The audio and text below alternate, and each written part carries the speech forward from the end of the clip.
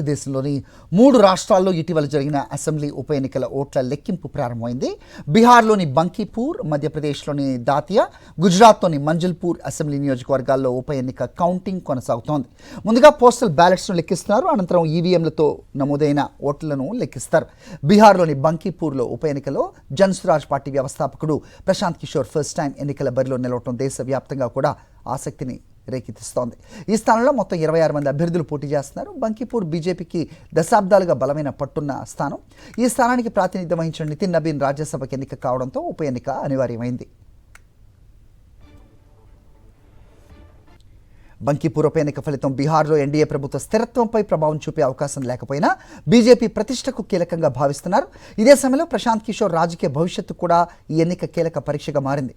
RJD నేత తేజస్వి యాదవ్ కులమతాలకు అతీతంగా తమ అభ్యర్థికి మద్దతు లభించిందని చెబుతూ అనూహ్య ఫలితాలపై ఆశలు పెట్టుకున్నారు.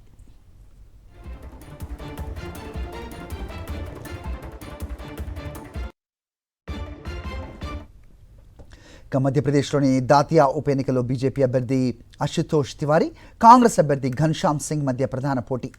గుజరాత్లోని మంజల్పూర్ నియోజకవర్గం బీజేపీకి మరో కీలక పరీక్షగా మారింది.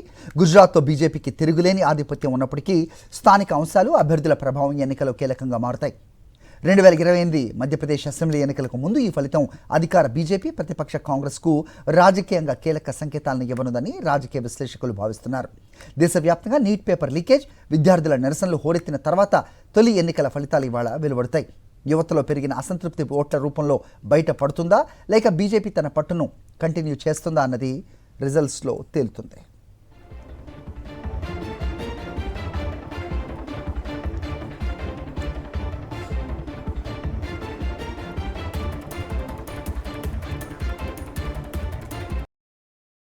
మరిన్ని అప్డేట్స్ కోసం ఛానల్ను సబ్స్క్రైబ్ చేయండి. నోటిఫికేషన్స్ కోసం బెల్ ఐకాన్ పై క్లిక్ చేయండి.